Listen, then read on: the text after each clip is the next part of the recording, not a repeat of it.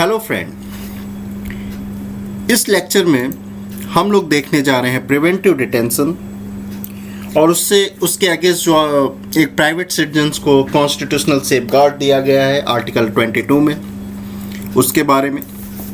और साथ ही साथ हम लोग उससे रिलेटेड एक बहुत ही इंटरेस्टिंग टॉपिक केस लॉ के थ्रू देखने जा रहे हैं, जिसको कहते हैं सब्जेक्टिव सेटिस्फैक्शन या ऑब्जेक्टिव असेसमेंट। मेरा नाम नीलमणि त्रिपाठी है।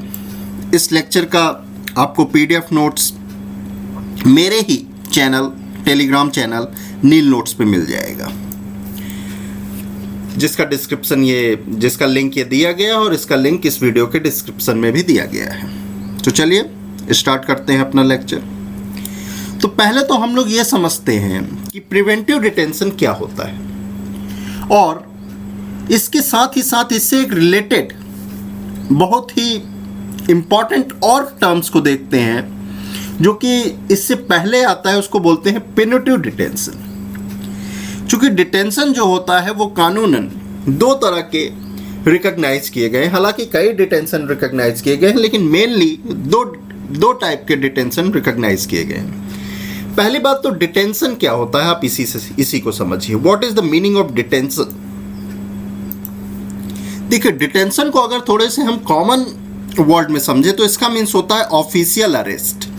अरेस्ट मीन्स जब किसी सिटीजन्स की, किसी प्राइवेट पर्सन की एक्टिविटीज़ को कन्फाइन कर देती है गवर्नमेंट किसी भी कारण से, कि उसको किसी केस के लिए कोर्ट के बिफोर उसको प्रोड्यूस करना है, किसी केस के हियरिंग के लिए, ट्रायल के लिए, या उस पर्सन ने कोई क्राइम किया और कोर्ट ने उसको पनिश्ड कर दिया तो उसको जेल में डालना है। मीन्स डिटेन करना, रोकना। डिटेन एक लैटिन टर्म है जिसका मतलब होता है होल्ड बैक, यानी कोई व्यक्ति आगे बढ़ना चाहता है उसको होल्ड कर लेना, वो जो करना चाहता है उसके मूवमेंट को रिस्ट्रिक्ट करना, यही हो गया डिटेंशन। लेकिन ये एक ऑफिशियल डिटेंशन होता है, यानी कि यहाँ स्टेट डिटेन करती है किसी प्राइवेट इंडिविजुअल्स के एक्टिविटीज को, उसके फ्रीडम को। अब प्रिवेंटिव क्या होता है? प्रिवेंटिव मतलब होता है, आप जानते ही हैं, कि रोकना। लेकिन इसके पहले हम लोग समझते हैं कि प्यूनिटिव क्या होता है।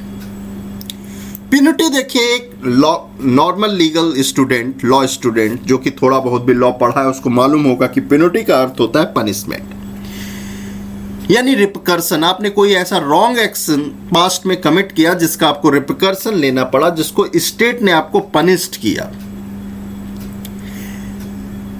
यानी कि अगर कोई एक पर्सन क्राइम करता है और कोर्ट में उसका ट्रायल चलता है और साथ में ट्रायल में वो चल के ये चीज प्रूव हो जाता है, हाँ इसी पर्सन ने वो क्राइम किया है, यानी कि वो कन्विक्ट हो जाता है, तो उसको डिटेन कर लिया जाता है, उसको पनिश करने के लिए। जो नॉर्मल टर्म में आप जानते हैं कि उनको इतने साल की जेल की सजा हुई, इम्प्रिजनमेंट हुआ। तो ये हो गया पेनल्टी डिटेंशन, यानी कि पास्ट के एक्ट के लिए पनिश करना, डिटेन करके।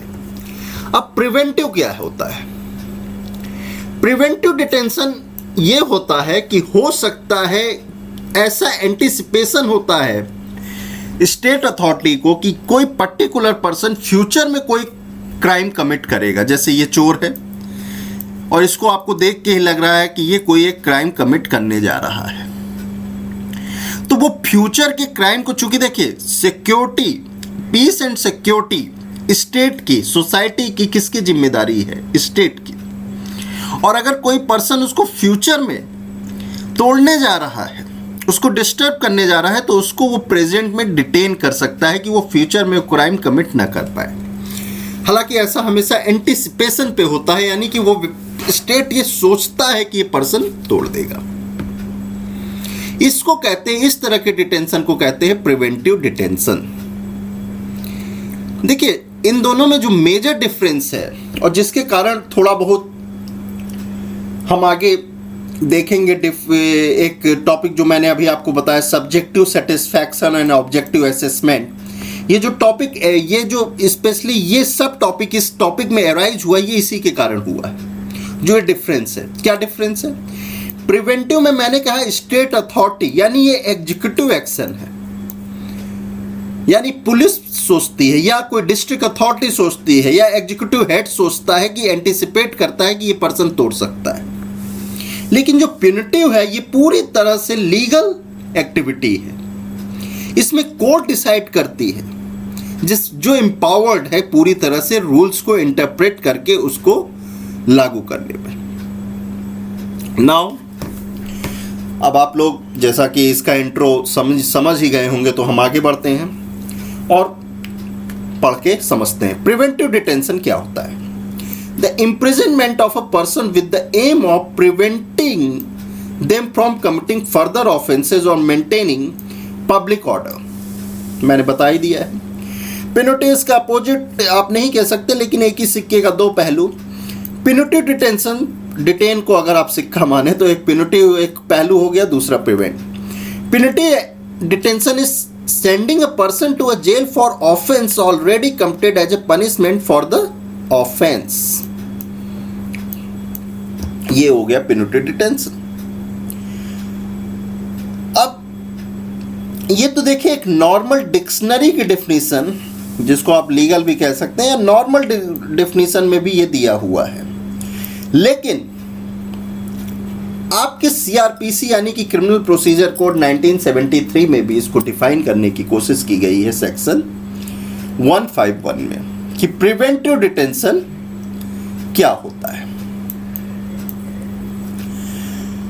Under section 151 of the criminal procedure code 1973, on grounds of suspicion that some wrong action may be done by the person concerned, a police officer can arrest an individual without orders from a magistrate or without any warrant. जब हम लोग CrPC पढ़ेंगे तो हम इन दोनों terms का importance समझेंगे कि order for from a magistrate and without any warrant, यानी कि अरेस्ट जो हो सकता है वो किस किस कंडीशन में हो सकता है, इसको हम जब सीआरपीसी पढ़ेंगे तब डिटेल में समझेंगे। लेकिन आप अभी ये समझिए कि ये एक दो कंडीशन तो कंपलसरी रहती है अरेस्ट के लिए, हालांकि और भी है, लेकिन ये दो कंडीशन कंपलसरी रहती है कि ऑर्डर्स फ्रॉम अ मजिस्ट्रेट या विदाउट एनी वारंट। यानी या कोई पर्सन किसी मजिस्ट्रेट, मतलब कोई पुलिस ऑफिसर मजिस्ट्रेट का ऑर्डर लेके ही किसी को गिरफ्तार या डिटेन कर सकती है, या विद वारंट। और भी कई कंडीशन है जब वो इन दोनों के बिना कर सकती है। लेकिन यहां जो कंडीशन है वो ये है कि उसको सस्पिशन है कि सम रॉन्ग एक्शन में be done by that person concern. अब आप समझ ही गए होंगे प्रिवेंटिव डिटेंशन के बारे में। तो ये आप लोग देख ही रहे कि एक वाइड पावर दे दी पुलिस अथॉरिटी को कि वो मेयर सस्पिशन पे किसी को भी अरेस्ट कर सकती है। अब मेयर सस्पिशन पे किसी को अरेस्ट करना, तो ये तो पुलिस राज आ गया, पुलिस क्रेसी आ गई। पुलिस ही हर तरफ से लोगों को डिटेन कर लेगी, वो किसी को भी वो कह देगी मुझे सस्पिशन है तो चलो हम इसको डिटेन कर लेते हैं। तो आपका फंडामेंटल राइट जो पार्ट 3 में दिया है, जिसमें right to life, right to liberty और दुनिया भर के राइट्स दिए गए, उनका कोई मतलब नहीं रह जाएगा अगर हर एक पुलिस ऑफिसर को ऐसा पावर दे दी जाए कि वो मेयर सस्पिशन पे भी किसी को अरेस्ट कर ले। इसलिए हमारे कॉन्स्टिट्यूशन में प्रिवेंटिव डिटेंशन के अगेंस्ट कॉन्स्टिट्यूशनल सेफगार्ड दिए गए हैं पार्ट 3 में ही, यानी एज अ फंडामेंटल राइट, और वो दिए गए हैं आर्टिकल 22 में। देखिए आर्टिकल 22 जो है वो दो बात करता है, दो तरह की बातें करता है। एक्चुअली वो सेफगार्ड प्रोवाइड कराता है प्यूनिटिव डिटेंशन के भी अगेंस्ट और प्रिवेंटिव डिटेंशन के भी अगेंस्ट। लेकिन हमारा यहाँ टॉपिक जो है वो है प्रिवेंटिव डिटेंशन से रिलेटेड, प्यूनिटिव डिटेंशन से रिलेटेड नहीं। तो हम जो वो सेफगार्ड प्रोवाइड कराता है आर्टिकल 22 प्रिवेंटिव डिटेंशन के अगेंस्ट, हम उसी को देखेंगे। प्यूनिटिव डिटेंशन के अगेंस्ट जो वो सेफगार्ड करता है उसको हम कभी दूसरे टाइम देखेंगे। नाउ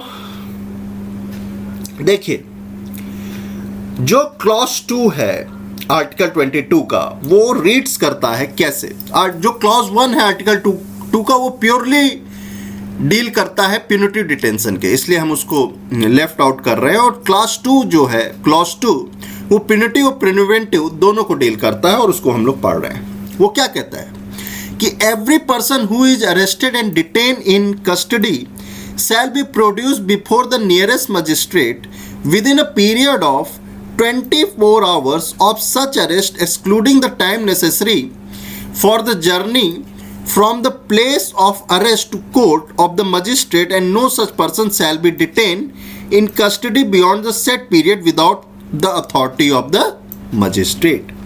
यानी कि कोई भी पर्सन, अगर मान लीजिए मेयर सस्पिशन पे ही उसने प्रिवेंटिव डिटेन कर लिया गया किसी पुलिस ऑफिसर के थ्रू, या प्यूनिटिव डिटेंशन के भी थ्रू कि कोर्ट ने कहा कि हाँ इसने क्राइम किया, चलो उसको पकड़ के लाओ, उसको डिटेन कर लिया गया, तो उस पर्सन को 24 घंटे के अंदर अंदर किसी मजिस्ट्रेट के समक्ष प्रस्तुत करना पड़ेगा। और उसको आगे हम डिटेन नहीं कर सकते हैं विदाउट, यानी कोई पुलिस ऑफिसर डिटेन नहीं कर, without the authority of a magistrate.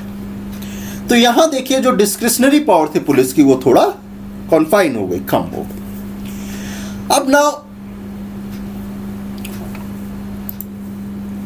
अब ना क्लॉज 3 आर्टिकल 22 जो है, वो मैंने यहां नहीं दे रखा है, वो एक्सेप्शन पे बात करता है, वो उतना इंपॉर्टेंट नहीं है, इसलिए हम लोग क्लॉज 4 पढ़ते हैं। वो कहता है no law providing for preventive detention shall authorise detention of a person for a longer period than 3 months unless, मतलब कोई भी ऐसा लॉ, देखिए इंडिया में जो है वो प्रिवेंटिव डिटेंशन, कुछ 2 तरह के लॉ, अगर आप प्रिवेंटिव डिटेंशन को कंसीडर करके चलेंगे तो यहाँ 2 तरह के लॉ हैं। एक तो ऑर्डिनरी पीनल लॉ जो प्यूनिटिव डिटेंशन को प्रोवाइड कराते हैं, यानी किसी व्यक्ति ने क्राइम किया, वो कन्विक्ट हुआ, वो उसको पनिशमेंट एज ए इम्प्रिजनमेंट मिल गई। नाउ दूसरा होता है प्रिवेंटिव डिटेंशन स्पेसिफाइड एक्ट, और ये बहुत ही कंट्रोवर्शियल एरिया है इंडिया का, क्योंकि बहुत ज़्यादा डेमोक्रेटिक जैसी कंट्रीज हैं वो only in exceptional cases like emergency उनके यहाँ लग गया या वॉर हो गई, वहीं प्रिवेंटिव डिटेंशन का एक्ट वो एक्टिव करते हैं। लेकिन इंडिया में वो पीस टाइम में भी एक्टिव रहता है प्रिवेंटिव डिटेंशन के एक्ट्स, जिसमें किसी को भी प्रिवेंटिव डिटेंशन में भेजा जा सकता है। तो ये इंडिया डेमोक्रेसी की कई लोग फ्लॉ कहते हैं ह्यूमन राइट एक्टिविस्ट, लेकिन सिक्योरिटी के मद्देनजर अगर देखा जाए, मद्देनजर इंडिया के, तो जो लॉ मेकर्स हैं वो इसको जरूरी भी बताते हैं। अब ये कह रहा है कि कोई भी लॉ जो प्रिवेंटिव डिटेंशन, यानी प्रिवेंटिव डिटेंशन ओरिएंटेड एक्ट्स जो लॉ बने हुए हैं, वो ऑथराइज किसी भी पर्सन को 3 महीने से ज़्यादा नहीं कर सकता, अनलेस, मतलब कर सकता है, लेकिन कब कर सकता है? द एडवाइजरी बोर्ड, जो एडवाइजरी बोर्ड रहेगी, जो उस प्रिवेंटिव डिटेंशन के अंदर एडवाइज करेगी कि उस व्यक्ति को कितने दिन प्रिवेंटिव डिटेंशन में रखा जाए, तो वो advisory board consisting of a person who are have been or qualified to be appointed as जज of a high court has reported before the expiration of set period, expire कर गया वो period of set 3 months, there is an opinion sufficient cause for such detention. यानी कि 3 महीने बाद भी जो जज के लेवल के, यानी जज के क्वालिफिकेशन का जो व्यक्ति है, जो व्यक्ति हैं, उनसे जो एडवाइजरी बोर्ड बना है, वो ये स्पेसिफाइड कर दे, नहीं अभी सफिशिएंट ग्राउंड है कि इनके डिटेंशन को बढ़ाया जाए, सफिशिएंट कॉज है। अब देखिए इसी से रिलेटेड क्लॉज 5 है। क्लॉज 5 कहता है of Article 22 reads as when any person is detained in pursuance of an order made under any law providing from preventive detention, the authority making the order shall as soon as may be communicate to such person the ground on which the order has been made and shall afford him the earliest opportunity making a representation against the order। अब आप लोग ये समझ ही रहे होंगे यही चीज जो ये कह रहा है कि जब कोई अथॉरिटी डिटेन करती है under the persuasion of preventive detention किसी प्राइवेट पर्सन को, किसी इंडिविजुअल को, तो उसको इन्फॉर्म करना पड़ता है कि मैं आपको किस ग्राउंड पे डिटेन कर रहा हूं। फर्स्ट। सेकंड, उसको सारी अपॉर्चुनिटी उसको देनी पड़ती है, अर्लीस्ट अपॉर्चुनिटी देनी पड़ती है कि वो उस ऑर्डर के अगेंस्ट रिप्रेजेंट कर सके। ये कॉन्स्टिट्यूशनल सेफगार्ड है, यानी कि फंडामेंटल राइट। सेम यही राइट पेनल्टी डिटेंशन के अगेंस्ट क्लॉज 1 में दिया है, जो मैंने यहां लिखा नहीं है। तो अब आप लोगों ने क्लॉज 1 भी जान लिया आर्टिकल 22 का। नाउ अब क्लॉज 7 में काफी 3 सब क्लॉज दिए हैं ABC, जिनको मैंने यहां समरी करके लिख दिया है कि पार्लियामेंट क्या क्या कर सकता है प्रिवेंटिव डिटेंशन के अगेंस्ट। अब parliament may by law prescribe the circumstances under a person may be detained for a period longer than 3 months। मतलब वो कोई भी ऐसा कानून बना सकता है। पार्लियामेंट का यहाँ मतलब क्या है? सेंटर में, सेंट्रल मतलब कि केंद्र की पार्लियामेंट, यानी कि भारत की पार्लियामेंट, या स्टेट असेंबली। तो यहाँ दोनों चीज है। यहाँ स्टेट असेंबली भी ऐसा कर सकती है और पार्लियामेंट भी कह सकती है। Under any law providing for the preventive detention without obtaining the opinion of advisory board, यानी कि ये पूरी तरह से यहाँ के लेजिस्लेचर को ये पावर दे दी गई है कि किसी इंडिविजुअल के प्रिवेंटिव डिटेंशन का जो मैक्सिमम टर्म 3 मंथ होता है उसको भी वो बढ़ा सकते हैं। ये स्टेट आपके जो लिस्ट हैं स्टेट्स की और सेंटर की, और कंकरेंट 7 शेड्यूल में इंडियन कॉन्स्टिट्यूशन के, इसमें जो सिक्योरिटी है वो दोनों में है, यानी कि स्टेट के भी लिस्ट में भी आती है और सेंटर के लिस्ट में भी आती है। तो इस पे दोनों ही लॉ बना सकते हैं पब्लिक सेफ्टी पे। तो इसलिए प्रिवेंटिव डिटेंशन को 3 महीने से बढ़ाने के लिए, उसकी लिमिट 3 महीने खत्म करने के लिए स्टेट असेंबली भी बना सकती है और इंडियन पार्लियामेंट भी बना सकती है। अब आप लोग ये समझ गए। अब आगे बढ़ते हैं। अब यहाँ एक एग्जाम्पल है, आप देख ही रहे हैं कि यूपी कंट्रोल ऑफ गुंडाज एक्ट 1970, ये एक प्रिवेंटिव डिटेंटिव एक्ट है आपके यूपी गवर्नमेंट का, जिसमें गुंडा जो कि कर सकता है, जो ऐसा लगता है कि हाँ भाई कि ये गुंडा हो गया है अनऑथराइज और ये जाके पब्लिक ट्रैंक्विलिटी फ्यूचर में भी डिस्टर्ब कर सकता है, तो हम उसके इस एक्ट के अंडर यूपी पुलिस उसको डिटेन कर सकती है प्रिवेंटिव डिटेंशन के अंतर्गत। नाउ हम लोगों के लेक्चर का तीसरा टॉपिक यानी कि प्रिवेंटिव डिटेंशन, फिर आर्टिकल 22 में जो उसके आगे सेफगार्ड दिया गया है प्राइवेट इंडिविजुअल्स को, और फिर अब हमारा तीसरा टॉपिक कि सब्जेक्टिव सेटिस्फैक्शन या ऑब्जेक्टिव असेसमेंट क्या होता है। तो पहले तो सब्जेक्टिव सेटिस्फैक्शन या ऑब्जेक्टिव असेसमेंट के पहले हम सब्जेक्टिव रियलिटी और ऑब्जेक्टिव रियलिटी को समझते हैं कि what is the meaning of objective and subjective. देखिए, ऑब्जेक्टिव वो चीज होता है जो खुद में इंडिपेंडेंट है, जो दूसरे से ओपिनियन से अफेक्ट नहीं होता। फॉर एग्जाम्पल, ये एप्पल का एक ट्री है, पेड़। अब ये एक पेड़ है जिसकी अपनी एंटिटी है। अगर किसी के ओपिनियन को आप मिक्स न कीजिए और सिर्फ इसको without any glasses of opinion देखिए, तो ये एक ट्री है, या इसकी अपनी जो एग्जिस्टेंस है वही इसकी ऑब्जेक्टिव रियलिटी है। अब जहां ही आप इसके लिए कोई एक्सपेक्टेटर ऑडियंस या कोई देखने वाला डाल देंगे या ओपिनियन बनाने वाला डाल देंगे, तब इसकी सब्जेक्टिव इंटरप्रिटेशन शुरू हो जाती है। ये जब अपने में एक एग्जिस्टेंस है, स्वयं में एक एग्जिस्टेंस है ट्री का, इसको आप किसी दूसरे एंटिटी के थ्रू नहीं देखते हैं, तब तक इसकी ऑब्जेक्टिव रियलिटी रहती है। जहां इसका इंटरप्रिटेशन आप किसी दूसरे मीडियम से शुरू कर देते हैं, तहां उसको कहते हैं सब्जेक्टिव इंटरप्रिटेशन। जैसे इस व्यक्ति के लिए ये पेड़ है, इस व्यक्ति के लिए ये कहता है कि ये सेब है, चूंकि ये सेब देख रहा है। तो ये कहता है हाँ इस पे तो बहुत ज़्यादा सेब हैं, और वहाँ देखो सेब में लगे हुए हैं और हम लोग सेब खाते हैं, एप्पल खाते हैं। और ये जो बिजनेसमैन है इसके लिए ये पैसा है।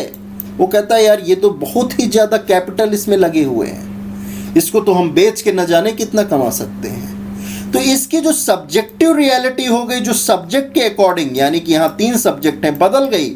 ये हो गया इसकी सब्जेक्टिव इंटरप्रिटेशन। लेकिन इसका अपने में जो एग्जिस्टेंस है without mixing any opinion in it, वो है इसकी ऑब्जेक्टिव रियलिटी। ना अब आप लोग समझ गए होंगे सब्जेक्टिव और ऑब्जेक्टिव। तो अब हम समझते हैं सब्जेक्टिव सेटिस्फैक्शन और ऑब्जेक्टिव असेसमेंट क्या होता है। देखिए सब्जेक्टिव स्टैंडर्ड और ऑब्जेक्टिव स्टैंडर्ड किसी भी, अगर हम माने कि इसको लीगल स्टैंडर्ड से कनेक्ट करें, यानी कि कोई जो लीगल स्टैंडर्ड होता है उसको हम सब्जेक्टिव स्टैंडर्ड और ऑब्जेक्टिव स्टैंडर्ड में डिवाइड करें, तो उसके थ्रू अब हम इस थ्योरी को समझने की कोशिश करेंगे। लीगल स्टैंडर्ड जो होता है वो नॉलेज या बिलीफ होता है जो डिफेंडेंट के लिए होता है किसी क्रिमिनल लॉ केस में, यानी कि उसके जो अगेंस्ट नॉलेज मिली है किसी डिफेंडेंट के अगेंस्ट, या उसके अगेंस्ट जो बिलीफ बना है, उसी को हम कहते हैं लीगल स्टैंडर्ड। ये 2 तरह के स्टैंडर्ड होते हैं, एक होता है सब्जेक्टिव और एक होता है ऑब्जेक्टिव। तो अब पहले हम समझते हैं कि ऑब्जेक्टिव स्टैंडर्ड क्या होता है। इसमें भी हम लोगों ने पहले ऑब्जेक्टिव रियलिटी देखी थी। ऑब्जेक्टिव स्टैंडर्ड होता है कि जब ऐसे सर्कमस्टेंसेस का पता होना जहां से हम अगर देखें तो एक हाइपोथेटिकल रीजनेबल पर्सन की तरह सोचे, यानी कि हम डिफेंडेंट के बारे में कोई स्पेशल नॉलेज नहीं जानते, हम बस ये जानते हैं कि वो डिफेंडेंट है और एक रीजनेबल पर्सन के तरह उसके लिए हम सोचें कि इसके लिए ये एक्ट ने प्रोवाइड किया गया और इस एक्ट के अंडर वो बुक्ड है। उसमें कोई यूनिक या particular physical and psychological characteristics of defendant नहीं मालूम रहता हम लोगों को, यानी कि वो डिफेंडेंट रहता कहाँ है, वो डिफेंडेंट काला है कि गोरा है।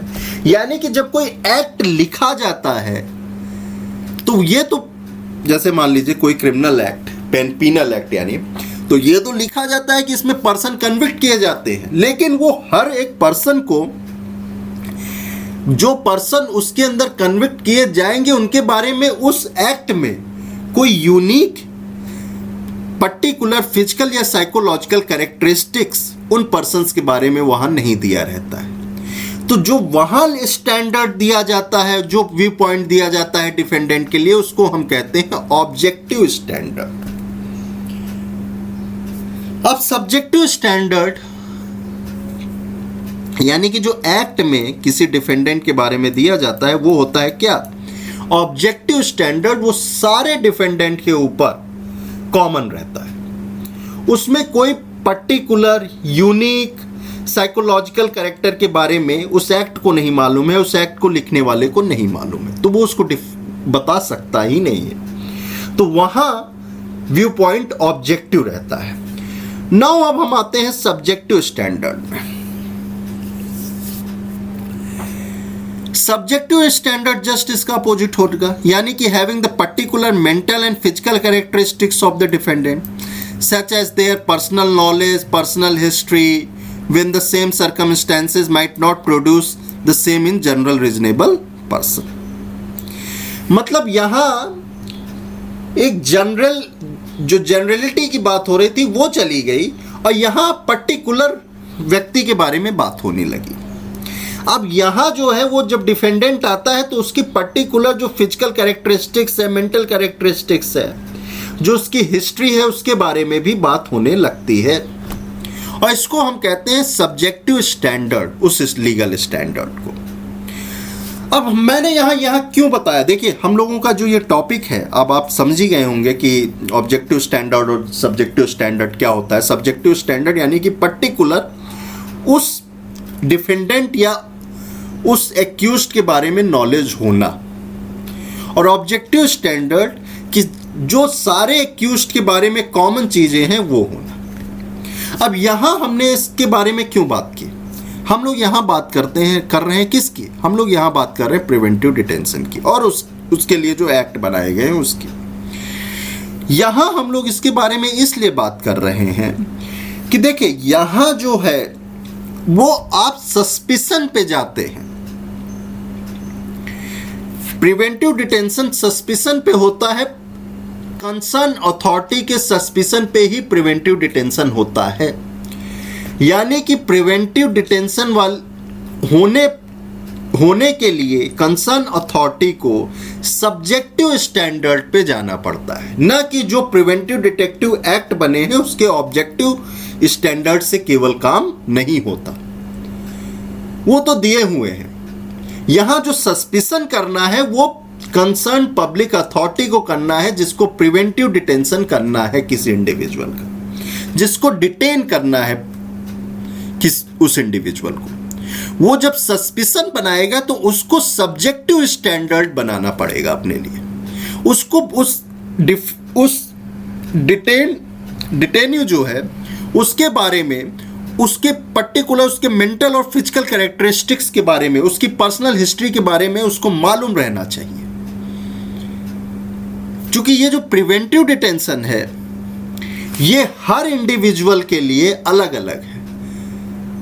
यहां सस्पिशन का स्टैंडर्ड बनाना पड़ेगा और वो स्टैंडर्ड जो रहेगा वो सब्जेक्टिव स्टैंडर्ड रहेगा पब्लिक अथॉरिटी का। वो जिसको डिटेन करेगी उसकी हिस्ट्री पे भी उसको डिटेन कर सकती है अगर उसने पास्ट में बहुत क्राइम किया है, या उसके फिजिकल कैरेक्टरिस्टिक्स, उसके पास गन है, या ये आप देख ही रहे हैं कि जैसा मैंने इसमें दिखाया था कि अगर कोई व्यक्ति ऐसे पकड़ा गया, इस फिजिकल कैरेक्टरिस्टिक्स के थ्रू पकड़ा गया तो इसको भी डिटेन कर लेगी। यहां ये चीज सब्जेक्टिव हो गया है और इसीलिए हम लोग यहां बात कर रहे हैं सब्जेक्टिव एंड ऑब्जेक्टिव स्टैंडर्ड की। इसको थोड़ा और ब्रॉडर वे में समझने के लिए हम इसको कुछ केस लॉ के थ्रू समझने की कोशिश करते हैं, जो हाई कोर्ट और सुप्रीम कोर्ट दोनों के यहां केस लॉ। तो आप देख रहे हैं ये हमारे उमर अब्दुल्ला हैं जो एक्स चीफ मिनिस्टर थे स्टेट ऑफ जम्मू कश्मीर के, जो कि अब 2 यूनियन टेरिटरी में बढ़ चुकी है। तो इन्हीं से एक रिलेटेड था, कश्मीर का ही एक केस था, और जब इनको डिटेन किया गया था, अब ये छूट चुके हैं लेकिन अभी ये कुछ दिन पहले तक लगातार डिटेन थे। पब्लिक सेफ्टी एक्ट जो वहाँ का एक लोकल एक्ट है, पब्लिक सेफ्टी एक्ट के अंडर इन्हीं के साथ कई लोग डिटेन किए गए थे और उसमें एक थे मियाँ अब्दुल्ला कायूम और इन्होंने केस किया था, तो उस केस का नाम था versus state of Jammu and Kashmir. तो इसमें जम्मू एंड कश्मीर ने सब्जेक्टिव सेटिस्फैक्शन और ऑब्जेक्टिव स्टे असेसमेंट के लिए क्या कहा? जम्मू एंड कश्मीर के हाई कोर्ट ने कहा कि it was not the proper forum to scrutinise the merits of an administrative decision to detain a person under public safety act, the stringent law that allowed for detenus without trial up to 2 year. उन्होंने कहा कि हम लोगों का जो forum है वो एक प्रॉपर फोरम नहीं है, क्योंकि हम यहां जो कर सकते हैं वो ऑब्जेक्टिव असेसमेंट कर सकते हैं एक्ट का। Means act as a general कैसे अप्लाई होगा ये हम देख सकते हैं कोर्ट, लेकिन इसका सब्जेक्टिव सेटिस्फैक्शन हमेशा जो वहां की डिस्ट्रिक्ट अथॉरिटी है, डीए है, वही कर सकती है। इन्होंने आगे बोला, यानी कि जम्मू कश्मीर के हाई कोर्ट ने, A law's preventive detention is not invalid because it prescribes no objective standard for ordering preventive detention and leaves the matter to subjective satisfaction of the executive। मतलब कई मैटर जो सब्जेक्टिव सेटिस्फैक्शन के लिए law छोड़ देती है, उसके लिए लॉ वो इनवैलिड नहीं हो जाती है। देखिए यहाँ हम केस लॉ पढ़ रहे हैं ऑब्जेक्टिव प्रिवेंटिव डिटेंशन के रूल के लिए। नाउ आगे ये कहते हैं प्रिवेंटिव डिटेंशन इज दस बेस्ड ऑन सस्पिशन और anticipation and not on proof पे नहीं बेस्ड होता है, ये केवल एंटीसिपेशन और सस्पिशन पे होता है, यानी कि सब्जेक्टिव स्टैंडर्ड पे बेस्ड होता है एग्जीक्यूटिव के। The responsibility for security of state and maintenance of public order or essential service and supplies rest on the executive, and it must therefore have necessary power to order preventive detention. मतलब इसके चूंकि law of जो maintenance of peace है और भी essential service की जो services हैं जिनको सप्लाई देनी है, वो पूरी तरह से किसके ऊपर जिम्मेदारी है, अकाउंटेबिलिटी किसकी है, एग्जीक्यूटिव की। इसीलिए एग्जीक्यूटिव के पास पूरी पावर है प्रिवेंटिव डिटेंशन की और उसके सब्जेक्टिव सेटिस्फैक्शन की इसके against. Having said that the subjective satisfaction of a detaining authority of a detained person or not is not open to objective assessment by court, the high court said. यानी इसने कहा कि जो subjective satisfaction है detaining authority की, उसको आप objective assessment से मेजर नहीं कर सकते, क्योंकि यहाँ पूरी तरह से सस्पिशन पे काम चल रहा है और एंटीसिपेशन पे काम चल रहा है। इसलिए उसकी जो जिसको डिटेन किया गया है, डिटेन पर्सन, उसकी पर्सनल हिस्ट्री, उसकी कैरेक्टरिस्टिक्स, स्पेशल कैरेक्टरिस्टिक्स देखना ज़्यादा ज़रूरी है। और इसलिए जो यहाँ लीगल स्टैंडर्ड ज़्यादा वेट में रहेगा, ज़्यादा जिसकी वेटेज रहेगी, वो है सब्जेक्टिव लीगल स्टैंडर्ड की, न कि ऑब्जेक्टिव। इसलिए आप सब्जेक्टिव सेटिस्फैक्शन डिटेनिंग अथॉरिटी को एसेस नहीं कर सकते objective assessment by a court. Same चीज Subramaniam versus state of Tamil Nadu, ये 2012 का केस है, अभी नया ही है, में भी कोर्ट ने यही कहा है, सुप्रीम कोर्ट ने। यहाँ ये एससी का केस है। देखिए, मैंने पहले आपको हाई कोर्ट का इसलिए केस बताया क्योंकि वो थोड़ा इंटरेस्टिंग केस था, वो अभी जस्ट हुआ है। ये जो केस है ये 2019 का है, 2019 का, और ये थोड़ा सा पुराना है। और प्लस ये केस, ये मतलब ये इशू जो इतने ज़्यादा आपके उमर अब्दुल्ला, महबूबा मुफ्ती और भी कई लोगों को जो डिटेन कर लिया गया है, वो बहुत ही हाईलाइटेड मामला था। तो मैंने आप लोगों को थोड़ा इंटरेस्ट जगाने के लिए आपको ये केस मैंने पहले डिस्कस किया। अब ये ज़्यादा इंपॉर्टेंट केस है क्योंकि ये सुप्रीम कोर्ट के 2 जजेस की बेंचेस ने डिसाइड किया है, जिसमें है justice P Sadasivam and justice Chelameswar. उन्होंने भी सेम चीज़ कही है कि the court can not substitute its own opinion for that of the DA when the ground of detention are precise, pertinent and proximate and relevant. That sufficiency of the ground not for the court but for the DA, यानी कि DA का subjective satisfaction ज़्यादा जरूरी है बजाय कि court के objective assessment के। To form subjective satisfaction that the detention of a person with a view to preventing him from acting in any manner prejudicial to the public order is required, and such satisfaction is subjective, not objective. तो कहने का ये मतलब हुआ इन दोनों case law से कि जो प्रिवेंटिव डिटेंशन में जो कार्रवाई होती है उसमें subjective satisfaction of detaining authority का वेटेज ज़्यादा है बजाय कि ऑब्जेक्टिव असेसमेंट ऑफ कोर्ट का। इंडिया एक डेमोक्रेटिक कंट्री है, यहाँ पार्लियामेंट्री फॉर्म ऑफ गवर्नमेंट है और यहाँ का जो लॉ है, एवरी एक्शन ऑफ एग्जीक्यूटिव को होना चाहिए ड्यू प्रोसेस ऑफ लॉ।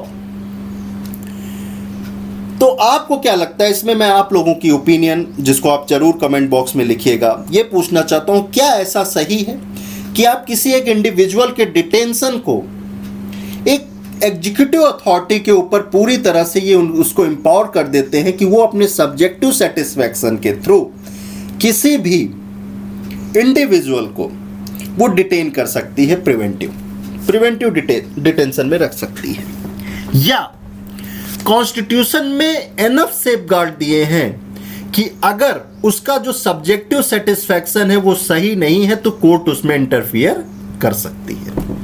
और सोसाइटी के लिए एग्जीक्यूटिव जिसके ऊपर जिम्मेदारी है, सिक्योरिटी की सोसाइटी की प्राइमरी जिम्मेदारी एग्जीक्यूटिव के ऊपर है, उसको इस तरह का प्रिवेंटिव डिटेंशन की पावर सब्जेक्टिव सेटिस्फैक्शन के थ्रू देना सही है। तो आप अपने ओपिनियन को बहुत ही सिविलाइज्ड लैंग्वेज में मेरे लेक्चर के कमेंट में लिख सकते हैं।